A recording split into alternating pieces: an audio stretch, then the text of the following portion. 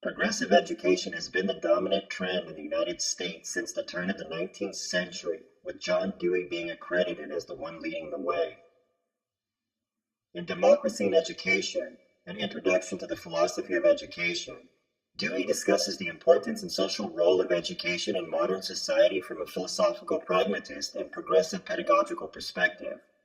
Essentially, he describes education as processes of growth and action in a society where individuals interact and learn through group dynamics.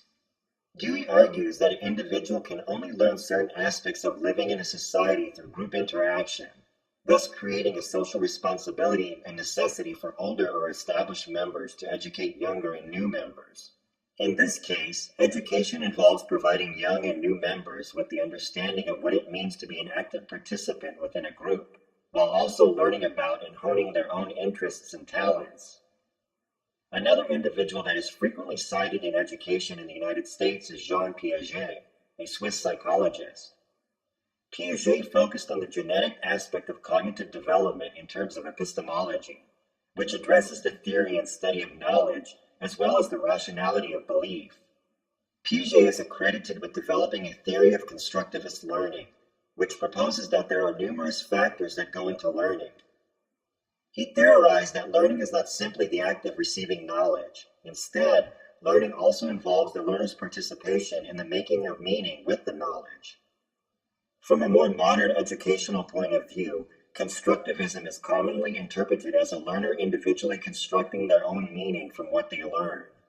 Continuing in the tradition of Dewey, Piaget, and constructivist theorists and practitioners, Jerome Bruner presented the concept of a spiral curriculum in his 1960 text, The Process of Education.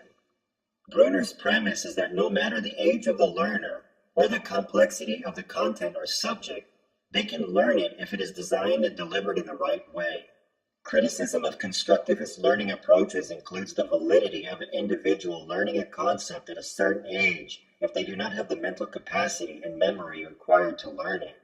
Other criticisms include age-related requirements necessary for development, the lack of empirical evidence that constructivist approaches work, which incorrectly compares active learning and teaching, some constructivist approaches lacking a proper structure for learning, and the difficulty of implementing inquiry and problem-based learning environments. While Kirshner, Sweller, and Clark's 2006 article drew criticism, in which they grouped discovery, inquiry, problem, and experiential-based learning theories under the umbrella of constructivism, they defended it, claiming that these learning theories embody the learning by doing technique, which is a key element of constructivism.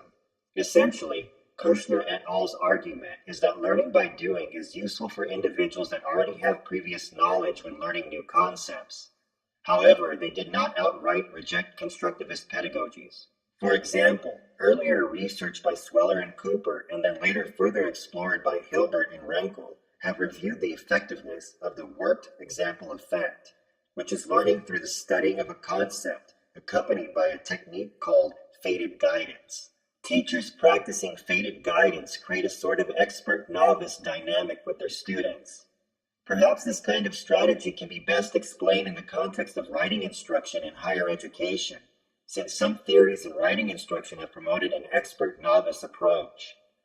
In terms of writing instruction in U.S. colleges and universities in the 1960s and 70s, expressivism was the trend and signaled a departure from teaching grammar and punctuation. Moderate approaches of expressivism in writing instruction focused on teaching writing as an art form.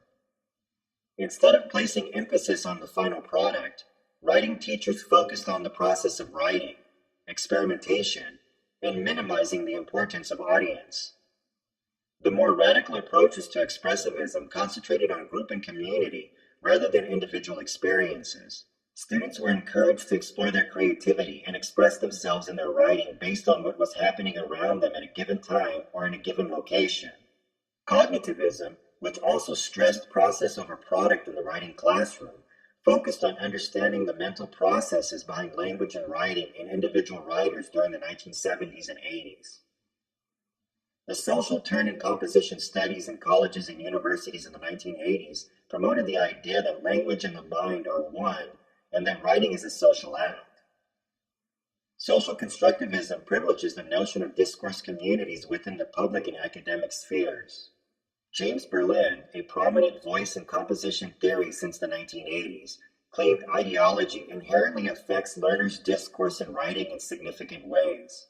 Berlin suggests a social epistemic rhetoric in the writing classroom that views the construction of knowledge as being one of ideological struggle. Within the context of education and writing instruction, Lisa Delpit explored the role culture plays in non-white students learning how to communicate using standard academic discourse. When Freire published Pedagogy of the Oppressed in 1968, which was written in Portuguese and then was translated into English in 1970, educational reform in the United States was underway. Constructivist approaches to learning have been flourishing in primary, secondary, and higher education in the U.S. since the mid-20th century. With the creation and spread of community colleges and, in some respects, the GI Bill at the end of World War II in the United States, the student demographic on many campuses began to change. This, along with advancements in technology, a changing workforce, and the development and adoption of new philosophical theories that addressed cultural, social, ethnic, and gender qualities, started to gain ground in academic and entertainment institutions under the umbrella of postmodernism. So, how does Freire fit into all of this? Freire criticized the oppressive nature of education in his native country of Brazil, as well as in the United States, describing it as a banking model of education. In this context, teachers are expected to treat students as empty vessels to be filled with content. The banking model of education served the oppressive class in Freire's view, which allowed them to maintain their status quo and authority over the people through such a system. Freire's Marxist analysis of politics and education largely stems from his upbringing and experiences in Brazil. The critical pedagogy Freire describes in his text does hinge on an oppressor-oppressed premise, which is borrowed from a Marxist philosophy. In his introduction to the 30th anniversary edition of Pedagogy of the Oppressed, Donaldo Macedo, Freire's frequent collaborator, addressed a colleague's issue of their using Marxist jargon in their academic writing. Macedo defends using this kind of language because it accurately describes the situation in which the oppressed find themselves. He also addresses how academics claim that Freire's use of language in the text is unclear. To this claim, Macedo argues that academics such as this are privileging the dominant standard discourse. He argues that it is not simply a linguistic issue that academics have with Freire's discourse, but rather an ideological one. Macedo also addresses academic scholars Gregory J. and Gerald Graff and their criticism of Pedagogy of the Oppressed. J. and Graff's criticism of Freire's work is the method he suggests for oppressed people to gain a critical perception of the world and their place within it assumes that he already knows the identity of the oppressed. Macedo's response to J. and Graff's criticism is that it presupposes that education should be non-directive and neutral, which Freire opposed. He states that educators need to intervene not only pedagogically but also ethically, and this kind of activity requires them to be politically and socially aware of issues outside of the dominant culture, which academics such as Graff might find undesirable addressing in the classroom. In this sense, Freire's approach to education would seem radical and only appeal to those that agree with his premises. Freire's approach to social class, politics, and education in his text have been studied and embraced by educators within higher education in the United States, becoming part of the canon in many critical literacy and education programs. In the past, Freire's text has been singled out by individuals wanting to ban ethnic studies programs in Arizona, claiming texts such as Freire's cause racial divisions in the United States. Regardless of such criticism, Pedagogy of the Oppressed is still hailed by many as being a crucial contribution to reshaping education at the end of the 20th and the beginning of the 21st centuries. I first read Freire's text in 2005 in my graduate program in English at Texas A&M University Corpus Christi. The way Freire presented his ideas and the language he used appealed to me and the ideas I had about teaching.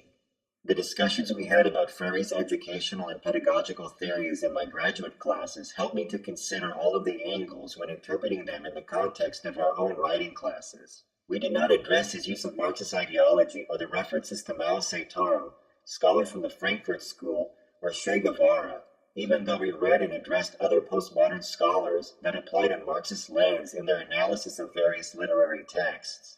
Since Cultural Revolution plays a key role in Freire's explanation in implementing a critical pedagogy, some of the writing teachers were leery about it since they were unsure how it would translate into helping the students with their writing.